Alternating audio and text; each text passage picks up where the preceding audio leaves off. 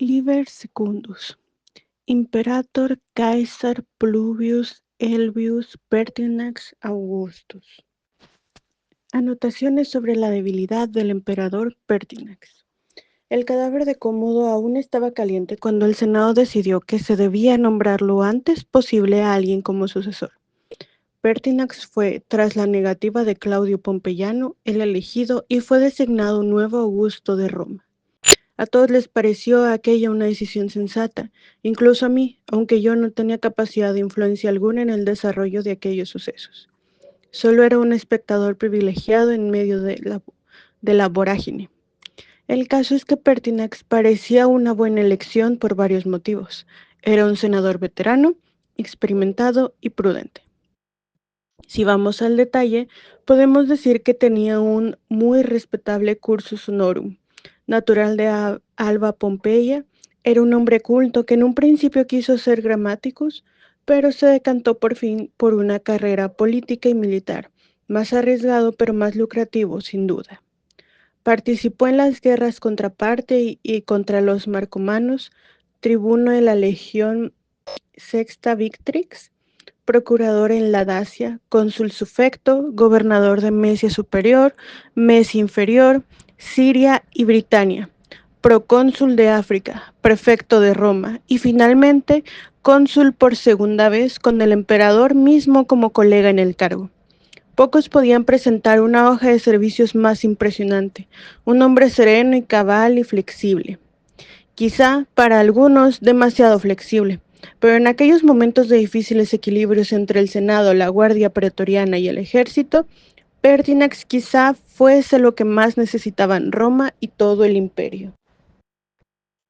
Los pretorianos estaban aún más a la expectativa, pero se les había prometido un abultado donativo, una cuantiosa paga extra en conmemoración del nuevo nombramiento de un emperador, y por ahora callaban. Lo mismo hacían todos los gobernadores de provincias, cuyas legiones también aguardaban en silencio el devenir de los acontecimientos. Septimio Severo, aunque aún inquieto, se sentía relativamente seguro en aquella nueva situación. Para él, Julia ya no era una rehén de un emperador tiránico y las vidas de su hermosa mujer y de sus hijos ya no estaban en peligro inminente, sujetas al al arbitrio de los caprichos de un loco como Cómodo. Y no solo eso, Severo se sentía, además, seguro en Panonia Superior con sus 3 legiones, a la par que en Roma tenía a su gran amigo Plauciano en medio de los intersticios del poder de la capital del imperio. A Julia la acompañaba además su hermana Maesa, y esto era esencial porque implicaba que Alexiano, el marido de Maesa, también estaba allí, en Roma. Si jugaba bien todas estas bazas, Septimio Severo estaba persuadido de que podría situarse en una posición muy próxima a Pertinax, el nuevo centro del poder en Roma. A sus ojos y a los de muchos de los oficiales de Severo en Panonia Superior, como los leales Leto o Silón, todo marchaba bien. Severo había pasado unas semanas de incertidumbre, pero con las últimas noticias, sintiendo que Julia y sus hijos estaban bien, se relajó. Eso sí, no retiró aún las legiones del sur de la provincia, pero estaba más tranquilo, incauto. He dicho que Pertinax era flexible. A veces entre la flexibilidad y la debilidad hay una frontera muy tenue que no se debe rebasar nunca. No, si lo que se desea es gobernar. Pertinax estaba a punto de cruzar esa fina línea. Solo una persona supo leer el futuro con la pericia del más experimentado de los augures. Solo Julia intuyó el desastre en su justa medida. Quizá el senador Juliano lo percibió también, pero estoy seguro de que no supo calibrar la velocidad en la que todo iba a desarrollarse. Julia sí. La esposa de Severo recurrió entonces a unos y a otros, pero ni los mencionados Plauciano y Alexanio, ni ningún otro amigo de la familia de Severo en Roma se sentía nervioso. Solo ella, una mujer, y como tal, despreciaron su opinión. Todos, con excepción de Juliano, la infravaloraban, pero no adelantemos acontecimientos. Ya llegaré a Juliano y me extenderé más sobre él, pues sin duda merece un capítulo aparte en su relato. Sigamos con Pertinax. Lo he situado como el segundo de los enemigos de Julia. No es que el sucesor de Cómodo fuera contra ella de modo directo, pero su inacción la situaba a ella, a todos, en medio de una espiral de nueva locura y violencia que, como he dicho, solo la propia Julia supo intuir. La inacción en política es en ocasiones una falta tan imperdonable que puede equipararse a la del político que quebranta la ley a sabiendas de que lo está haciendo. Pertinax pertenecía a esa categoría de políticos que tardaban tanto en actuar que, para cuando se decidían, ya todo era imposible. Nadie estaba a la altura de la esposa de Septimio Severo a la hora de discernir el futuro en todo lo referente al control del poder y no la entendieron. Esto es, nadie de entre los suyos. Juliano, que sí la habría entendido perfectamente, estaba en el bando opuesto. Por supuesto, hago todas estas valoraciones con el beneficio del paso del tiempo, cuando el pasado se ve claro, se comprende y se pueden interpretar bien todos y cada uno de los sucesos. La cuestión clave es que nadie de su entorno escuchaba a Julia. La esposa de Severo debió de sentirse muy sola. Para mi sorpresa, de pronto, Julia Domina se fijó en mí y me llamó. Yo estaba en mi lucha personal por recuperar mis escritos perdidos en el incendio, valorando incluso la posibilidad de reiniciar mi búsqueda de los libros ocultos de Erasístrato y Herófilo, como forma de sobreponerme a mi terrible pérdida, y todas las vicisitudes políticas me parecían menores. Ella sabía que la política no me interesaba, por eso se inventó un pretexto médico para requerir mis servicios. Fue entonces cuando la conocí. Una propuesta inesperada. Roma, enero del 193 después de Cristo. Galeno acudió a la llamada de Julia Domina más por inercia que por interés. Ella era la esposa del muy importante gobernador de Panonia Superior, quien junto con el gobernador de Britania y el de Siria era uno de los hombres más poderosos de la Roma que emergía tras el asesinato de Cómodo. Al viejo médico no le atraían nada las nuevas cuestiones políticas que se dirimían entre el Senado, los gobernadores de las provincias mencionadas y la Guardia Pretoriana. Galeno había escrito a Pérgamo y a Alejandría para intentar recibir algunas copias de manuales de farmacia y anatomía que se habían perdido en las llamas de Roma. Sabía que algunas obras suyas se habían reproducido manualmente y enviado a su Pérgamo natal o a la Gran Alejandría, pero todo el imperio estaba trastocado y el correo no era ni veloz ni eficaz. Estaba desesperado. Había pensado en reescribir algunos volúmenes. La tarea lo abrumaba, pero sobre todo necesitaba tiempo, y como para cualquier cosa, dinero. Por eso había decidido seguir atendiendo a enfermos de las más poderosas familias de Roma. Pertinax, el nuevo emperador, no parecía muy interesado en sus servicios, más preocupado como estaba por consolidarse en el poder y por recortar gastos del Palacio Imperial, de modo que la economía del veterano médico podría resentirse con rapidez si no reemplazaba su paciente de más recursos con otros de economía potente. El mensaje que había recibido aquella mañana en su casa, según el cual uno de los hijos de la esposa del gobernador de Pannonia estaba enfermo, llegaba, pues, en el momento adecuado. Mientras cruzaba la ciudad, Galeno presenció cómo seguían derribando múltiples estatuas de Cómodo. Había tantas que el trabajo requeriría varios días de empeño continuado, semanas incluso. Y todo se ha dicho, los pretorianos encargados de aquella tarea encomendada por el Senado no parecían ni demasiado alegres ni demasiado involucrados en el trabajo en cuestión. Pertinax, a petición de una amplia mayoría senatorial, había impuesto una solemne damnatio memoriae contra Cómodo y toda imagen del antiguo Augusto debía ser destruida. El médico se había hecho acompañar por un nutrido grupo de esclavos armados con palos. En general, a Galeno lo conocían bien los pretorianos, senadores y muchísima gente de la plebe, y era una figura famosa y respetada. Sus disecciones públicas de animales o sus experimentos habían causado sensación en numerosas ocasiones, como aquel día en el que demostró que la voz no venía del corazón sino de la parte superior del cuerpo, probablemente de la cabeza, pese a que el sonido que emiten los humanos parezca venir del pecho. Para ello no dudó en atar las cuerdas vocales de un cerdo delante de una multitud que se quedó asombrada al ver cómo los gritos del animal cesaban y cómo, para mayor sorpresa aún de todos los allí congregados, Los alaridos de dolor de la bestia retornaban cuando Galeno liberó las cuerdas vocales de la atadura. Acababa de probar que la voz no estaba relacionada con el corazón, y no eran pocos los que le estaban eternamente agradecidos por sus servicios al haber salvado al médico griego, algún familiar, de una muerte segura. Aún así, pese a su fama, eran tiempos de disturbios y todo estaba violento y agitado en la ciudad, por lo que Galeno estimó prudente no caminar solo por las calles de la capital del imperio. Incluso si le convocaba bajo la luz del sol, era en la hora sexta la esposa del gobernador Septimio Severo.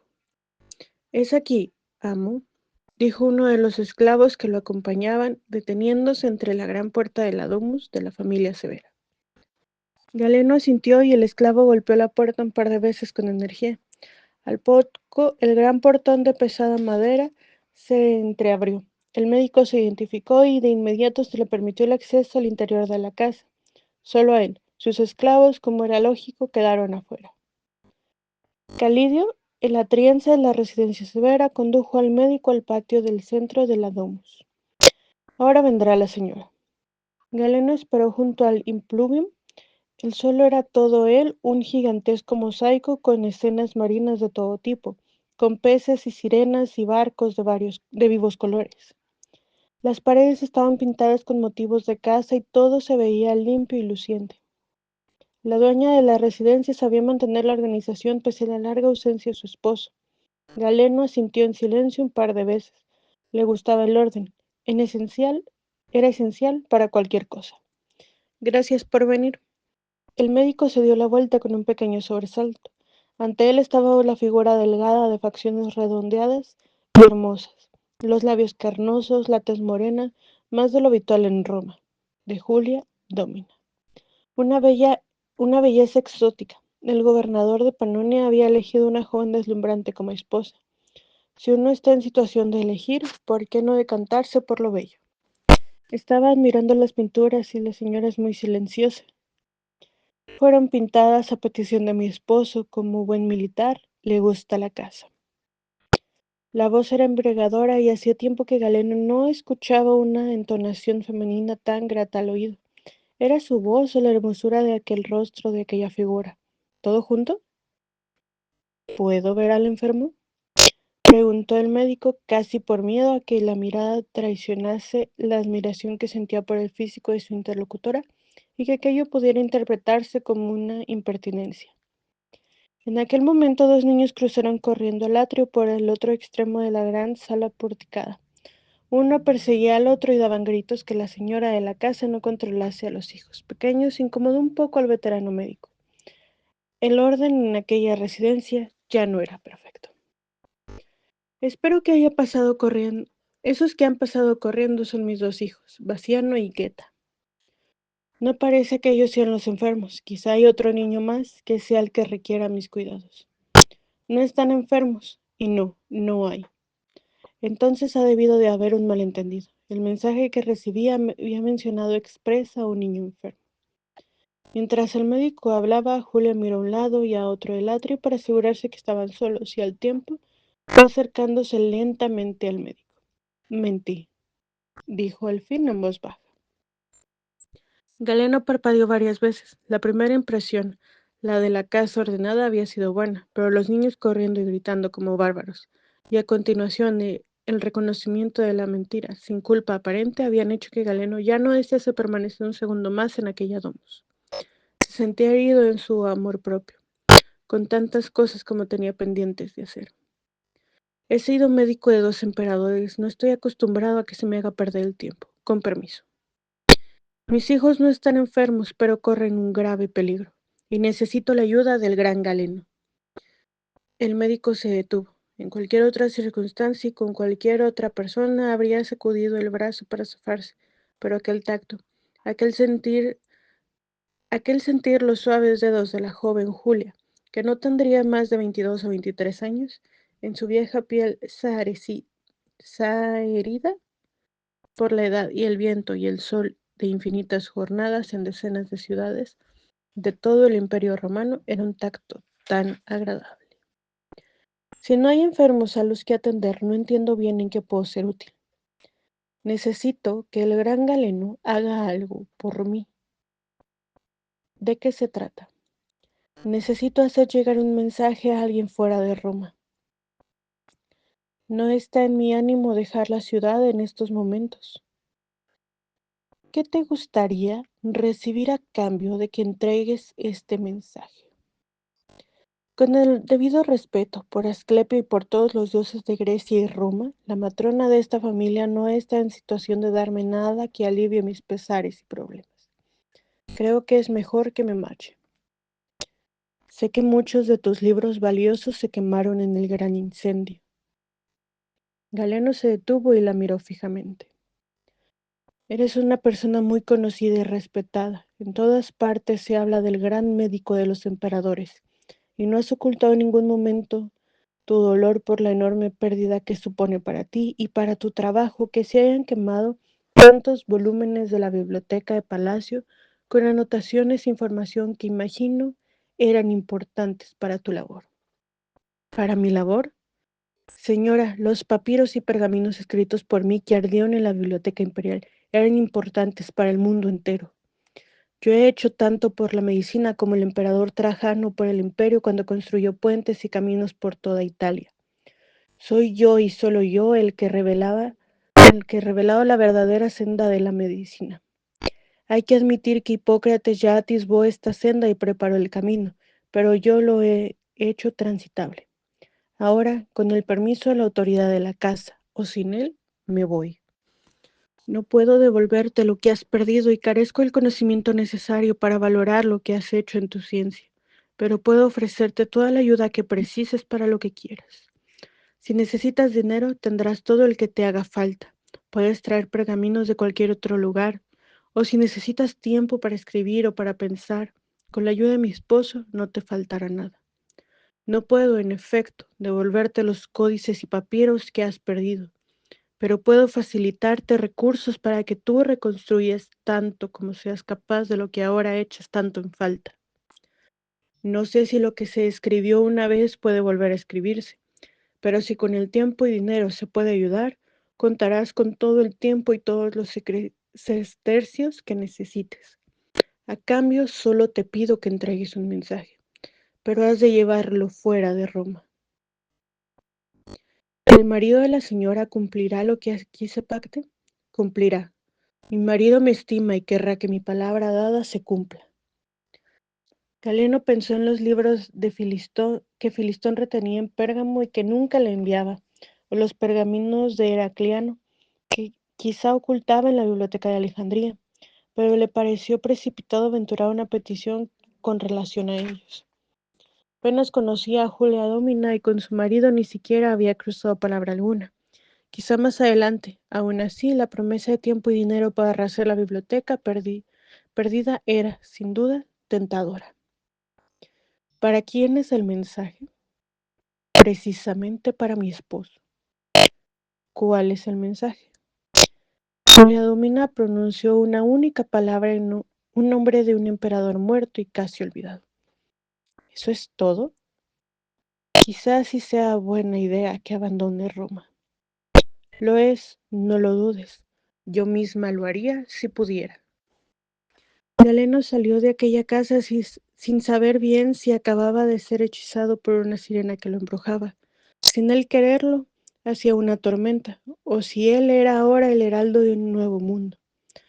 Fuera como fuese, sus esclavos lo rodearon a la salida y lo protegieron en su tortuoso camino de regreso a casa, donde no permaneció más que el tiempo necesario para llenar un par de baúles con lo estrictamente básico para el viaje. Luego dio instrucciones a los sirvientes que se quedarían velando por sus pertenencias y su casa durante su ausencia, cuya duración era aún difícil de predecir, y dio inicio a su viaje hacia el norte, hacia los límites del imperio.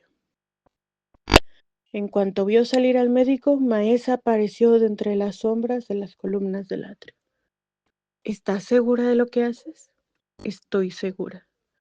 Estás contraviniendo otra vez el criterio de Plauciano. Septimio tendrá que decidir entre Plauciano o yo. Alguna vez tendrá que hacerlo.